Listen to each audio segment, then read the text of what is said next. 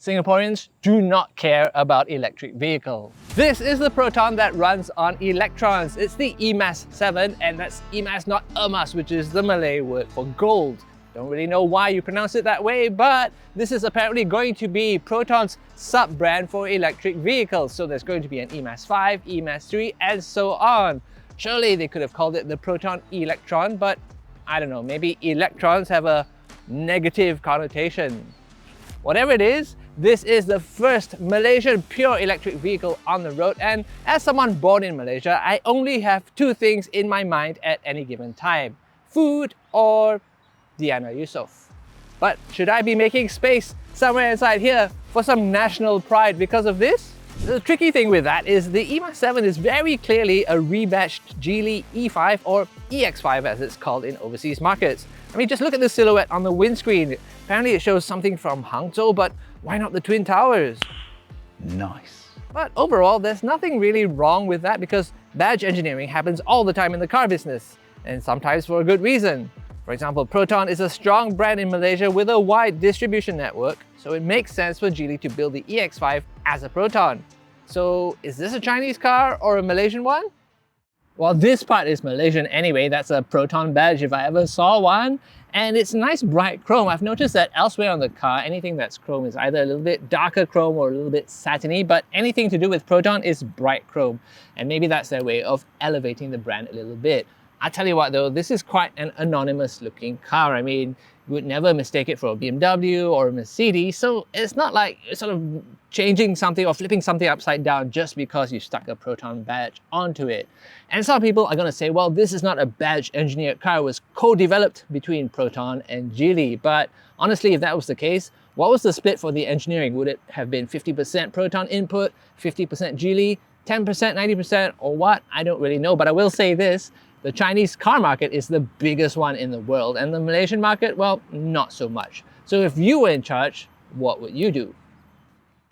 But honestly, I don't really have a lot to say about the styling overall, other than the fact that this car looks very kind of smooth, almost like a bar of soap, except it doesn't have any short curly hairs sticking to it. But looking like a bar of soap means it is very smooth. The aerodynamics are something like 0.27 CD.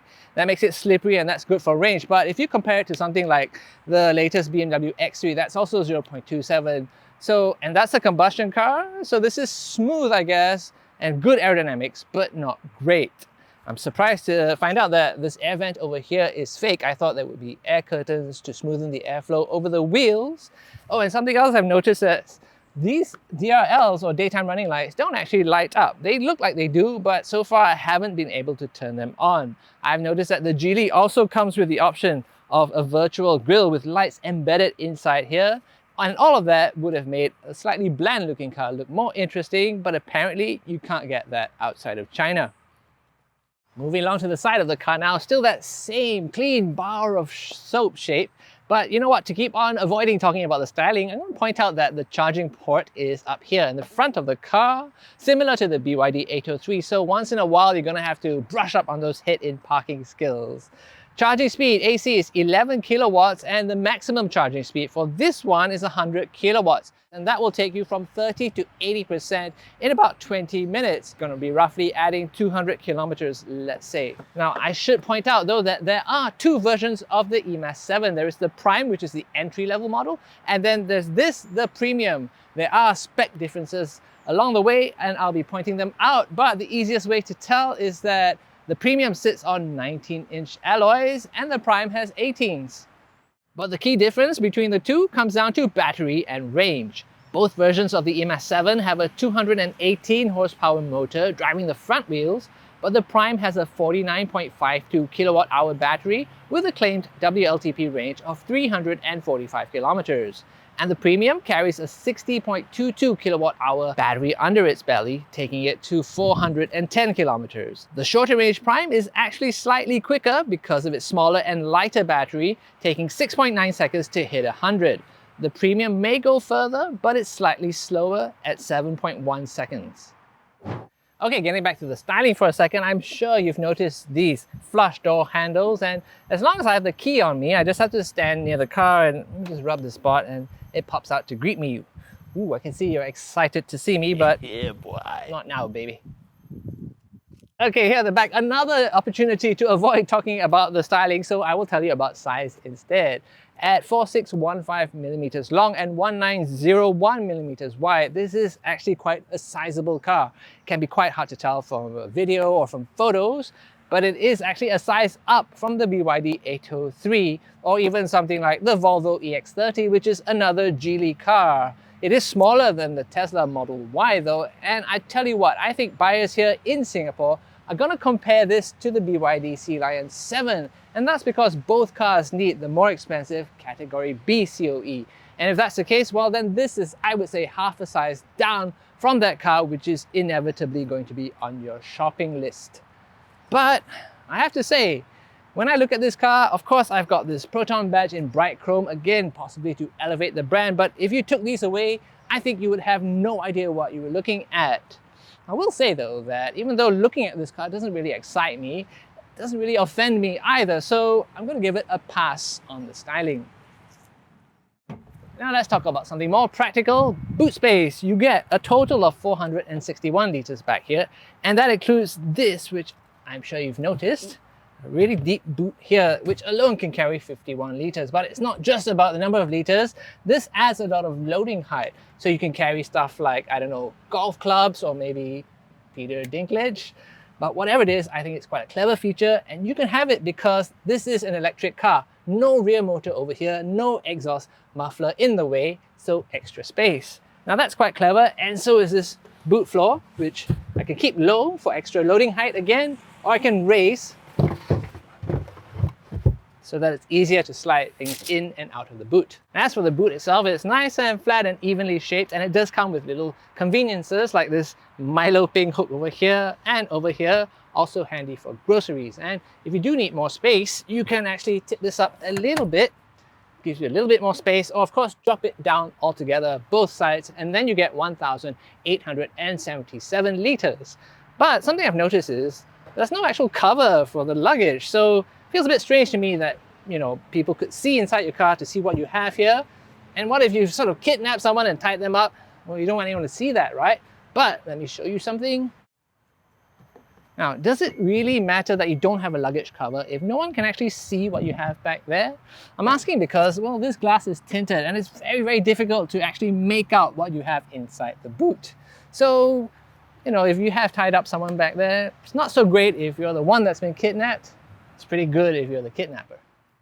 By the way, in case you're wondering, there is no frunk. Under this bonnet, it's just wires, hoses, fluids, microchips, and magnets.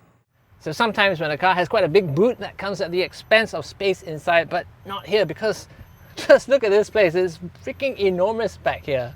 And this is my normal seating position, and you can see that I just have so much space in the back over here. I've got lots of headroom as well. So this comes down to the car's packaging as an electric car. I've got a nice flat floor, of course, and even though I've got a flat floor, it doesn't feel like my feet are, or my legs are very high up like they do in some electric cars. I can actually put them down here at a nice angle and feel like it's very roomy. So if this were inside an airplane, I feel like the airlines would definitely be asking you to pay more for this, because it's definitely premium economy back here. But is it more premium or is it more economy? Well, let's find out with the fingernails of quality. And honestly, so far, I'm pretty impressed, because all the materials I've been touching have been quite soft. I mean, okay, I do have to look for some harder plastics, but otherwise it is quite nice back here.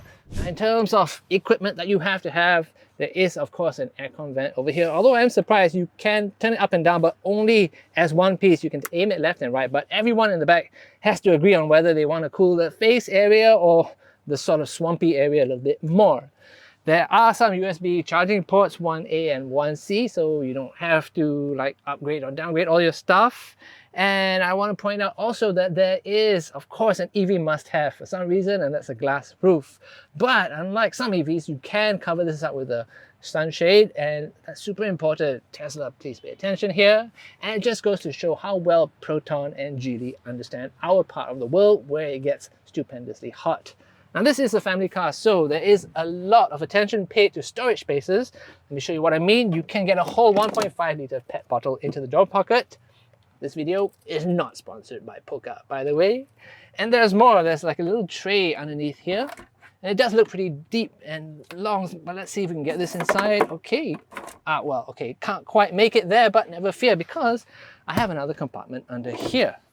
Huzzah! So look at this. Voila! And that's important because, well, families are messy, right? And this can help you to keep the clutter down.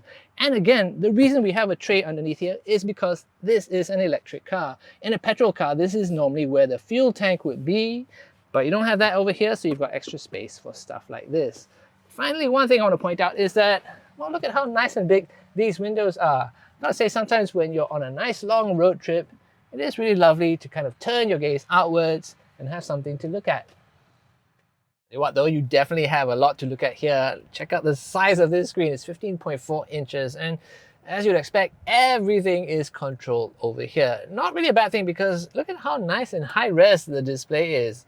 And there are nice built-in photos. Let's stick with the kampong one so that we feel nice and at home here. And this is where a Chinese car tends to feel the most Chinese because everything is buried inside a menu system. In some ways, they look quite generic, but this one does look distinctive, I would say. Okay, it does have a menu system, and it's going to take you a while to get used to it. Let me show you what I mean. So let's say we start at the home page, if I can find it, and let's say you want to activate the kind of ventilated seats. So you have to go to the vehicle and go to comfort seats. That's 2 taps. Comfort seats again, 3 taps, and then ventilation. So that's 4 taps just to turn on these aircon seats. I mean, that's way too many because in something like a Kia, you would have a physical switch and you can get it right away. It does keep things nice and neat though, and I will say that the icons and the graphics and the text and everything, they do look quite nice in this car. This is of course compatible with Apple CarPlay, and let me show you what that looks like. And look at the size of this screen. You can fit something like 20 apps over here. I've never actually seen anything like this. The important thing is you still have access to your apps, but you still have a 0 layer over here. So if I need to change my aircon temperature or something, I can still do it here without getting outside of Apple CarPlay. What's important as well is that this knob over here controls the volume, which is something we all want to do very quickly. But it also changes to fan speed if I press it once. And then I have instant access to how much I want the fan to blow at me. So that's pretty cool. Now, CarPlay is wireless. What the Proton people tell me is that so far there's no Android Auto, which is your reward for using a Samsung Galaxy. But apparently that is coming.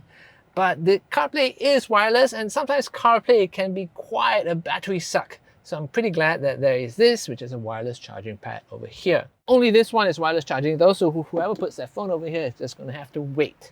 Now this is a family car, as I mentioned, so storage is important. Got a decently deep tray or console box over here, and it's a little bit cool actually because I think the aircon vent kind of runs underneath it or through it. So make sure you keep your chocolates here.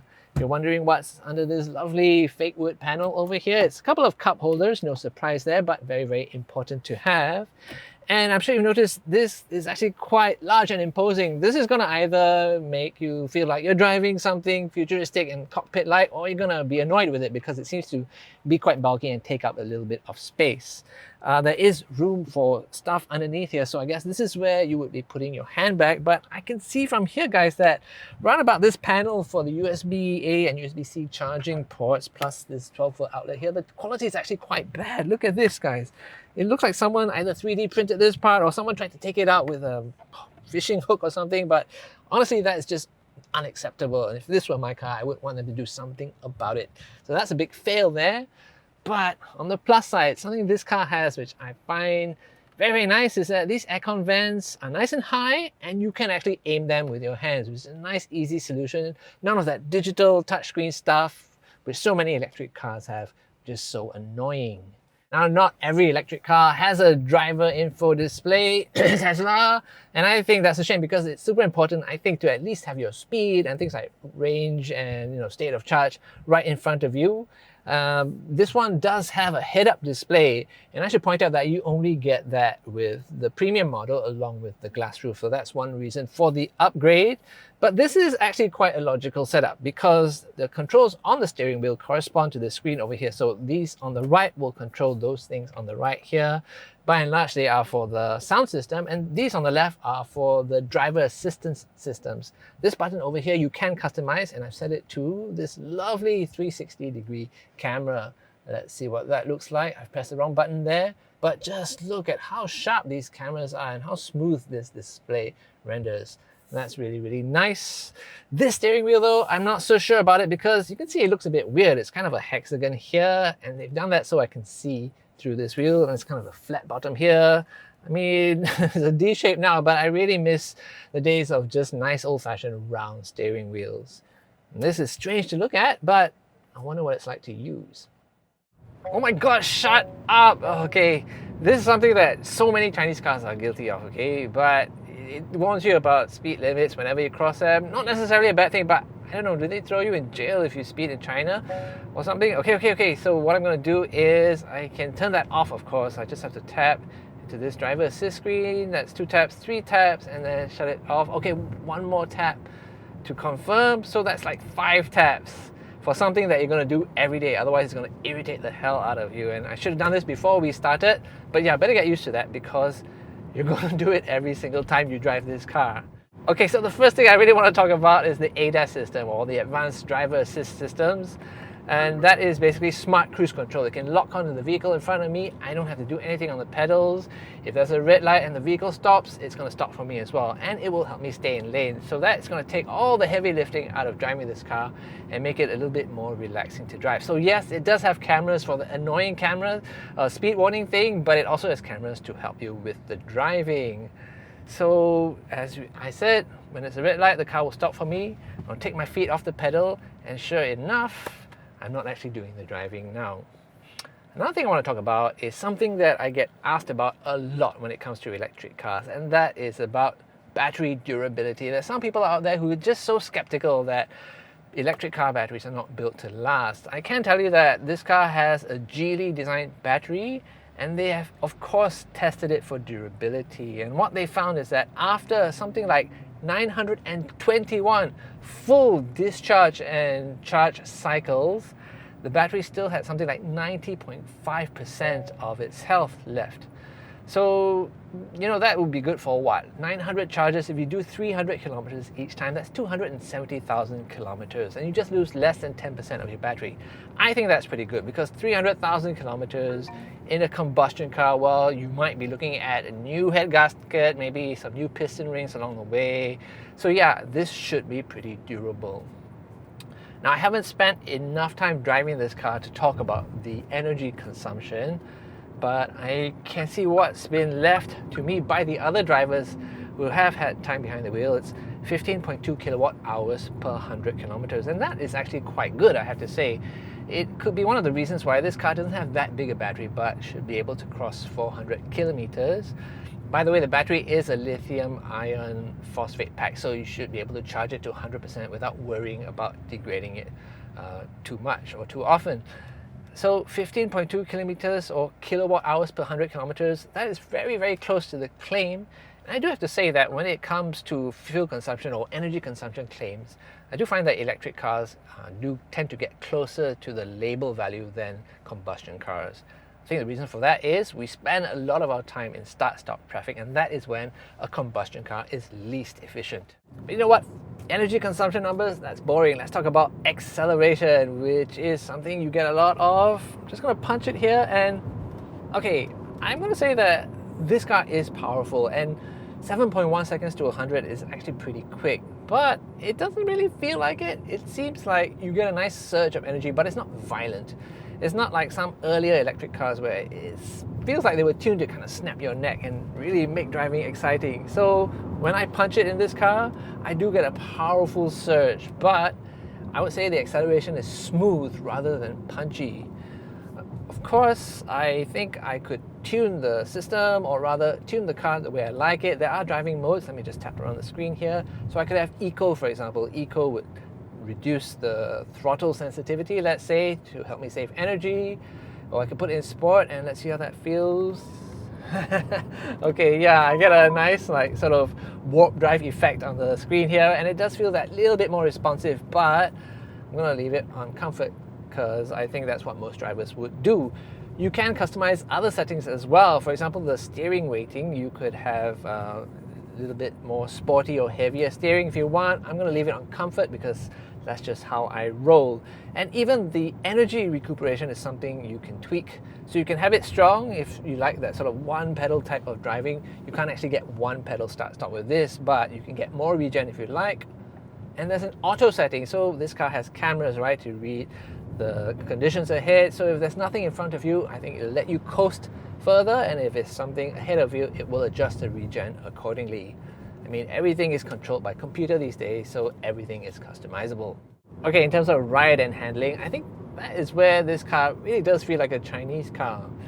And I'm going to say that with a caveat because, well, generally your choice is usually between something that's a little bit stiffer, a little bit sporty, or something that's softer and more comfortable. Now, the Chinese really seem to like their cars as soft as possible. When you drive a Chinese car in China, it does kind of bounce around or waft around, and some Chinese cars are exported that way. But some Chinese brands do have a little bit more of an export mindset, and they do tune the cars differently for markets like ours. It's not a question of better or worse, it's just about responding to market preferences. And I think that, well, this one is a little bit on the firmer side. So, okay, honestly, I don't know if this is where Proton had some of its input. And I will say something, as a proud Malaysian, I haven't driven a Proton for a long time, but the last time I drove a Proton Saga, maybe that was from the period when Proton owned Lotus, but actually handled really nicely. So anyway, back to this one. Now, EVs are heavy machines, you know, they actually feel very different from combustion cars. And I think your choice is to deal with all that weight. You can have soft springs and that'll sort of move around a lot underneath you, or you can have relatively firm springs so that the body does feel controlled. And I think this one has the firmer spring settings. That would be my preference if I were to choose how to set up this car. But do I feel like chucking this thing into a corner? Well, absolutely not. It is firmly sprung and it is basically quite decently controlled, but it isn't really sporty. But you know what? If you want excitement, I don't think you should be driving an EV. I think if you want comfort, that's when you buy an EV. I mean, let's put it this way, okay? Let's say you had both kinds of cars in your garage, one petrol car and one EV. Which one would you take on a joyride? Probably the petrol one, right? And which one would you take to drive to the office every day? Exactly, the electric one. So this car ticks many of the boxes of what you expect from an electric vehicle, and that's pretty promising for Proton. But let me say this, Singaporeans do not care about electric vehicles. Yes, I know BYD is the #1 brand in Singapore, and yes, something like 1/3 of our new car market is for electric vehicles right now. But by and large, Singaporeans only care about two things: value for money and social status. Now, value for money is something the Proton really has, and that's because of tax rebates. It's roomy inside, it's comfortable, it feels modern, it's kind of fast-ish, it's quiet, and the premium versions range is pretty passable. You can buy the Prime model for $168,988, and I should emphasize that is launch pricing, but the premium version costs just $4,000 more at $172,988. And if you ask me, that is the one you should buy. That is the one that has the most value for money. Social status is basically what friends and family think of the car you drive. Nice car. What's the retail on one of those? And that's why BYD is so successful in Singapore. It's become socially acceptable to drive one here. Now, I don't think you should ever choose a car based on what other people think, but hey, I don't make the rules. But I will say that if you're comfortable driving, say, a Volvo or a Polestar, then you should be comfortable with this because all three brands are owned by Geely. But if you rock up to a dinner with your friends and tell everyone, hey, I've just bought myself a Proton e.Mas 7, will they cheer for you and slap you on the back and go, well done, old boy, or laugh in your face, or maybe kind of secretly feel sorry for you behind your back? I really don't know the answer to that, but maybe you can leave me a comment below. But this is a competitive car, so if your friends do laugh at you for driving one, it could be time for some new friends. Tie them up. Well, you don't want anyone to see that, right? But let me show you something.